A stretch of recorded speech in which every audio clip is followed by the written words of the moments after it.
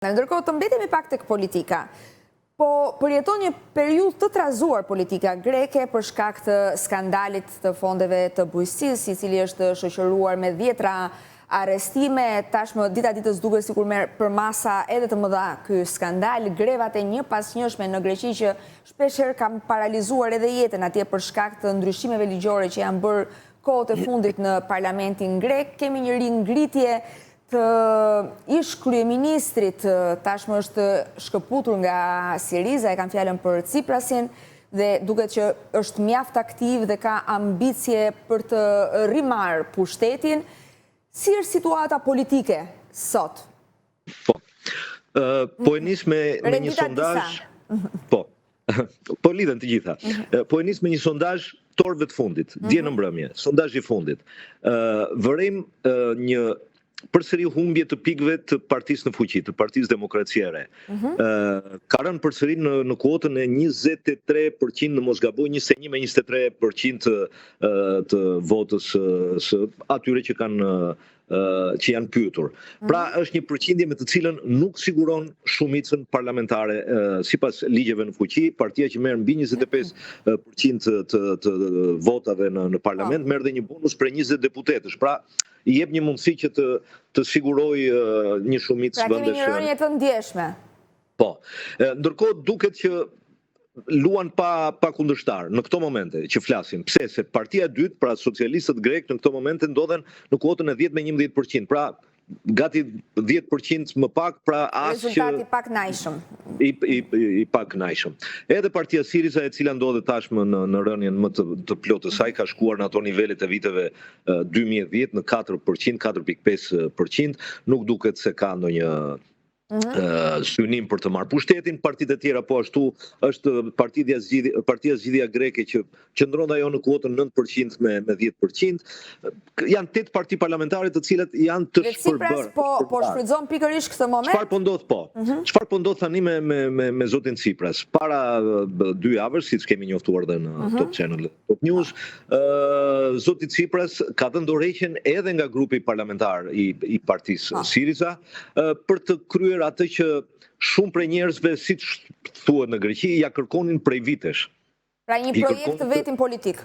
Me një projekt të vetin politik, i kërkoni të shkëputej nga partia Siriza, në të cilën kishte rryma të ndryshme, të cilat shpeshherë kanë minuar këtë parti edhe gjatë qeverisjes në pushtet, por për më tepër e kanë minuar gjatë kohës që ndodhej në opozitë, sepse dihet që Mitsotakis ndodhet në fuqi tani në mandatin e dytë, pra humbi dhe zgjedhjet e 2023-shit zotit Tsipras, dhe një prej shkaqeve të humbjes thuhet se ishin pikërisht këto rryma të shumta të partisë së tij. Çfarë do të bëjë ai? Para 4 ditësh ka paraqitur një platformë me emrat e 41 bashkëpunëtorëve të tij të ngushtë, ka botuar dhe një libër i cili ende nuk e kam lexuar dhe nuk ka dalë akoma ende në të gjitha libraritë. Është lajmëruar, për periudhën në të cilën ai ka qenë kryeministër, dhe aty do të duket edhe se cilat janë synimet dhe qëllimet kryesore të ish kryeministrit Aleksis Tsipras, i cili,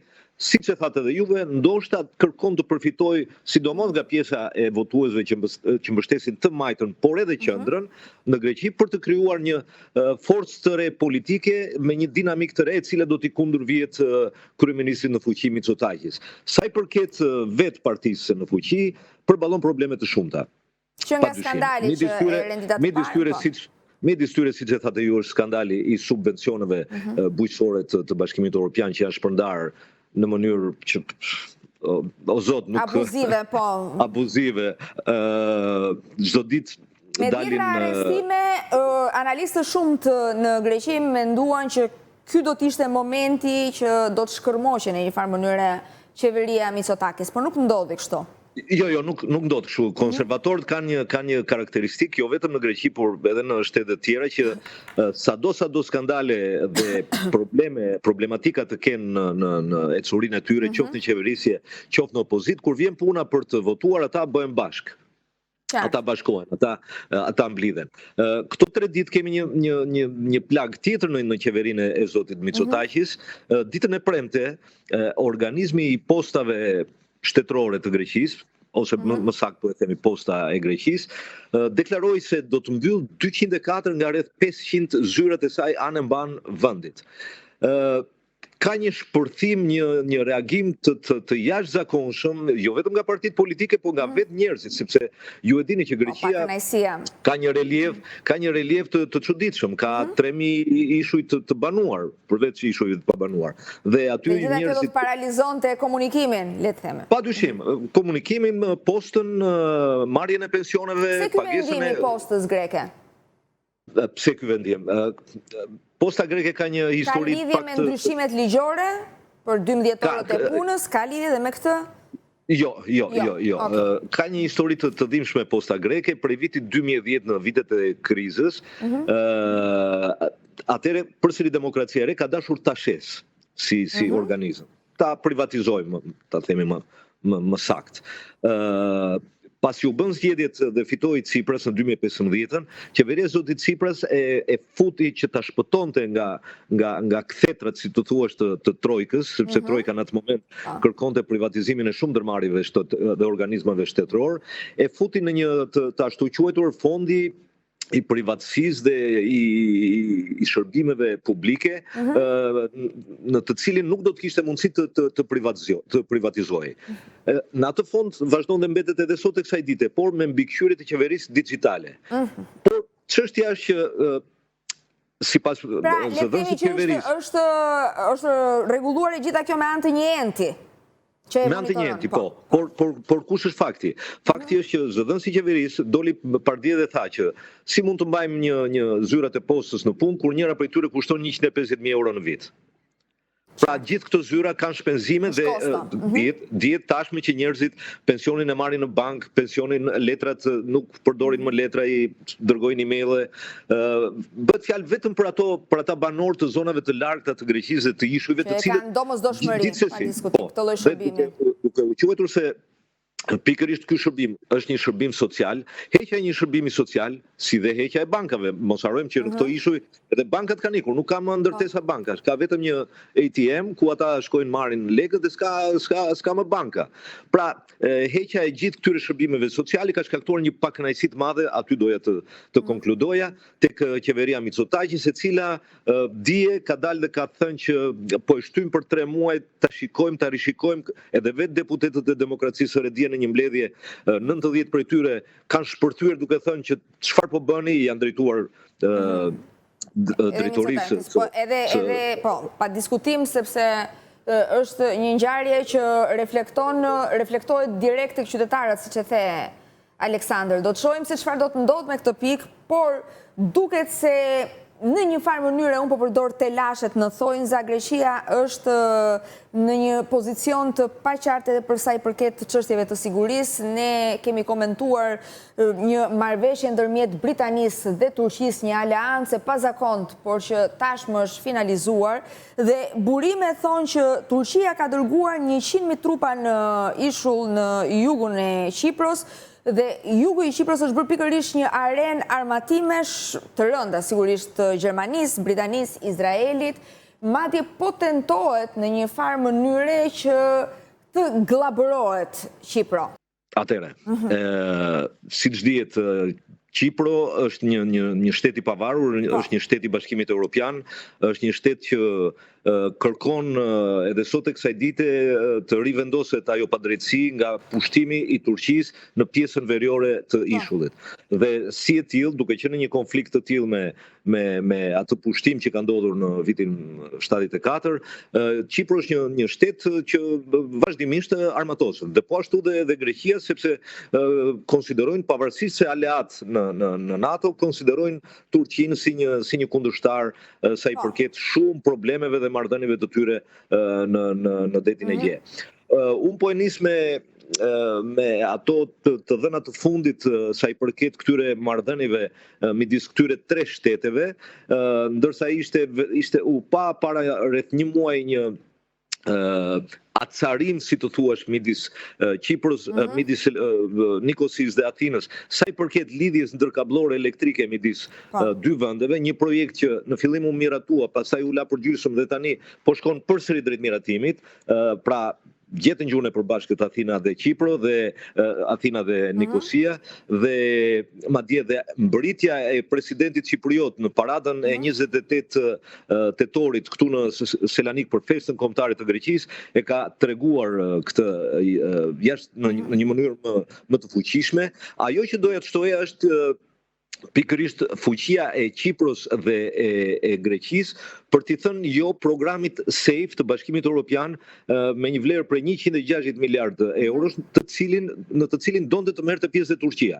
Dhe kjo është ajo molla e sherit në këto momente, molla e re e sherit midis këtyre shteteve, pse Greqia dhe Qipro kanë përjashtuar Turqinë nga gjithë kjo para e madhe që nuk është para e vogël, gjithë kjo paketë europiane në këto momente që Bashkimi Evropian kërkon të riarmatoset, jo vetëm... Pikërisht këtu e kisha fjalën, pra, kur them jugu i Qipros pa diskutim që kam parasysh Republikën e Qipros, dhe sipas lajmeve të fundit është Britania, Gjermania, pavarësisht se Britania ka bërë një marrëveshje me Turqinë, Izraeli, Shtetet e Bashkuara të Amerikës që kanë vendosur, le të themi, armatime të rënda në jugun e Qipros, ajo që konsiderohet Qipro zyrtare, ndërkohë që nga ana tjetër Republika Turke e Qipros së Veriut, e cila nuk njihet ndërkombëtarisht, por Turqia e njeh si të tillë, vetëm Turqia. e njeh si të tillë, dhe këtë doja të sqaroja se ndoshta isha e paqartë në fillim, ka reaguar dhe a mund të nisë një konflikt pikërisht nga kjo, pavarësisht se armatimet kanë ekzistuar edhe më parë? Pra, si pjesë e Bashkimit Evropian, jugu i Qipros, ose ajo që njihet si Qipro zyrtare, ka qenë gjithmonë, le të themi, e mbrojtur.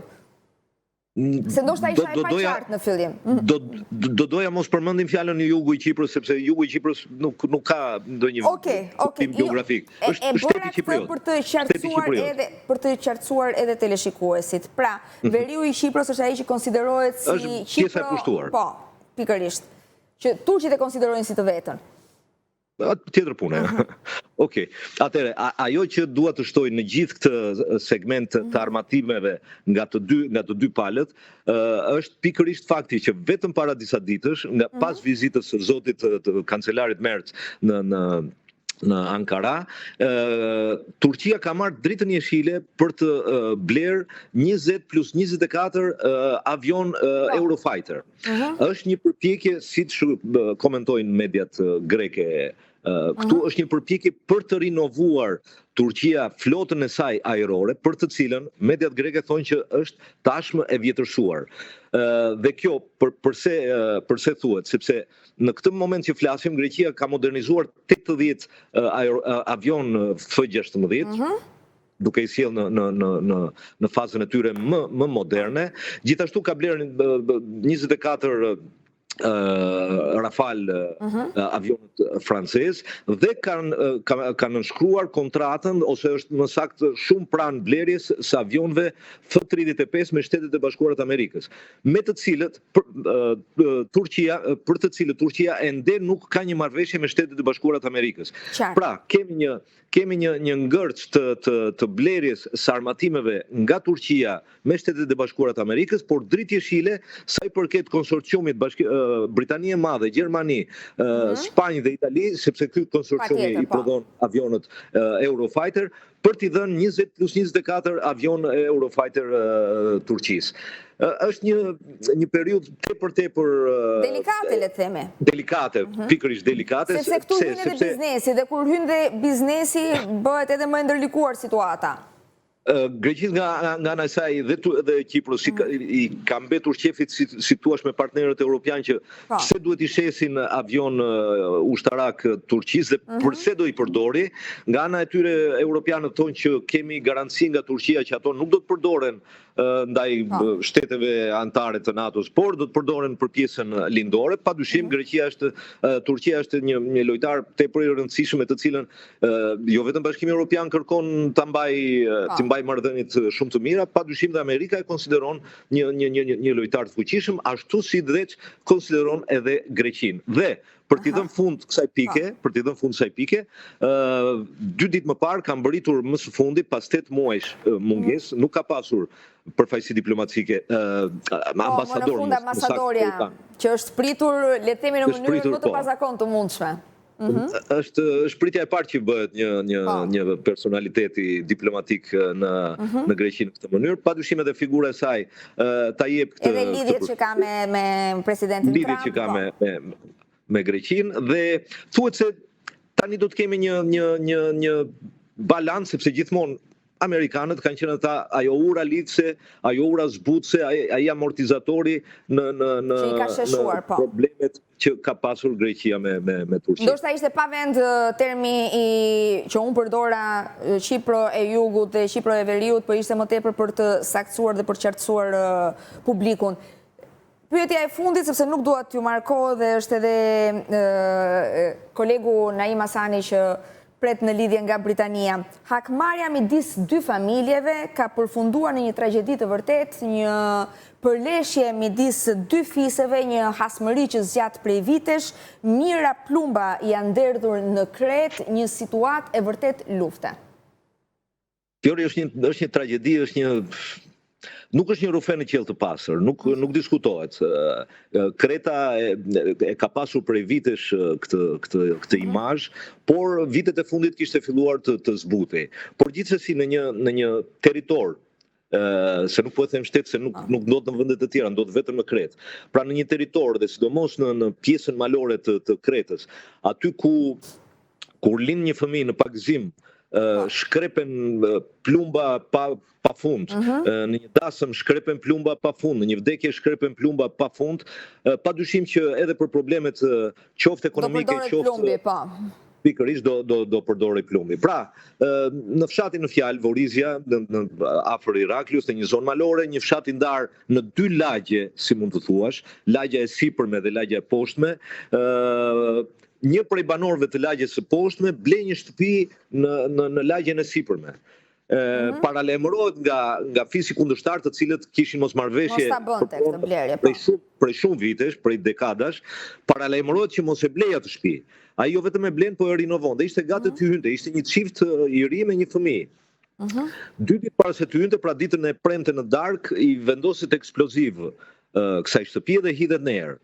Të nesërme në mëngjes, një prej pjesëtarëve të banorëve të lagjes të fisit, si thua, të lagjes së poshtme, merr makinën e tij me armë në dorë dhe vërshulet në mes të rrugës dhe fillon të qelloj pa pushim tek banorët e lagjes së sipërme. Ata i kundërpërgjigjen dhe kemi këtë tragjedi. 39 vjeçari i vdekur, një grua nga fisi i lagjes së sipërme, e ndodhur në mes të zjarreve pa asnjë shkak kishte ardhur një skenar filmi pa bajnë e saj. 2 të vdekur, pra 5 të plagosur, 2500 plumba në mos gaboj u shkrehen në atë moment, dhe më e keqja është që si do të vazhdojë gjithë kjo histori. Dje është varrosur 39 vjeçari dhe për herë të parë kemi parë skena mortore live. Diçka që nuk ka ndodhur më përpara. Gjithë televizionet e Greqisë ishin të lidhura me varrimin dhe rreth varrimit forca të shumta policore në një fshat që nuk piptin më miza, njerëzit nuk kalojnë në rrugë, shkollat janë të mbyllura. Bizotëron paniku, po. Është tamam një gjendje e jashtëzakonshme. Gjendje e jashtëzakonshme, edhe vetë prokuroria që shkoi dje në fshatin në fjalë kishte veshur jelek antiplumb. Pra imagjinoni sa e rëndë është situata në këtë fshat. Çështja është se si do të vazhdojë kjo situatë. Duket që ka një pamundësi të forcave politike që prej vitesh, nuk po them vetëm për demokracinë e re, ka vite që vazhdon kjo traditë, as traditë nuk mund ta quajmë se nuk është traditë vrasja e një njeriu, por kjo hakmarrje me armë për shkaqe të rëndomta në këtë ishull që ka vlera të jashtëzakonshme, qoftë turistike, qoftë nga ana e civilizimit e tjera, vetëm ka këtë njoll të zezë në historinë e tij. Është me të vërtetë për të ardhur keq dhe nuk i dihet se si do të vazhdojë situata në ditët e ardhshme. Domethënë është një fshat që janë 2 familje në armiqësi. Jeta është e pasigurt në atë vend. Do të jenë të pasigurt dhe nuk dihet se si do të zgjidhet. Kjo është më e keqja dhe prandaj kërkon një ndërhyrje pa diskutim. iniciativë politike që të marrë fund. Në radhë të parë, armatosja pa leje, në radhë të dytë, përdorimi i armëve në të gjitha evenimentet që ata kanë, dhe në radhë të tretë të filloj të zbutet dhe të harrohet ky zakon i së kaluarës që sjell vetëm tragjedi. Aleksandër, të falenderoj shumë për lidhjen, për kohën, për të gjitha informacionet, detajet dhe opinionet që ndave me ne. Ishte kënaqësi biseda. Faleminderit. Ju përshëndes.